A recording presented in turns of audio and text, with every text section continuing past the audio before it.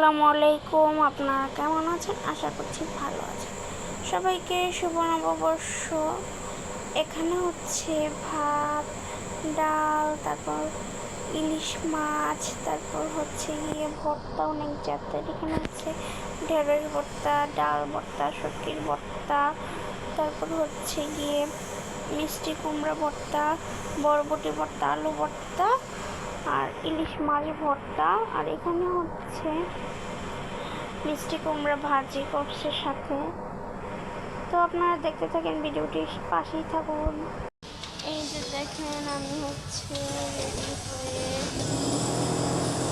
দুপুরের খাবার খাওয়ার পর এখন হচ্ছে রেডি হয়ে গিয়েছি। দেখি বাইরে যেতে পারি, আবার নাও যেতে পারি। অবশ্যই যাবো, কোথাও না কোথাও যাবো। আমি রেডি হয়ে গিয়েছি, তো আপনাদের সাথে শেয়ার করলাম। এখানে হচ্ছে বিকালবেলা হচ্ছে বাইরে গিয়েছিলাম, তো আপনাদের সাথে একটু শেয়ার করতেছি। এই যে এখানে হচ্ছে আমি হচ্ছে ইংলিশ স্কুলে গিয়েছিলাম আজকে। তো এখানে হচ্ছে বিকালবেলা একটা ছবি দিয়ে আসলাম, পরে আবার রাত্রে গিয়েছিলাম, তখন আর মোবাইলটা নেইনি, তো তাই আর ভিডিও করিনি। এখানে হচ্ছে আমি দেখতেছিলাম মেলা, মানে ইন্ডাস্ট্রি স্কুলে মেলা বসে।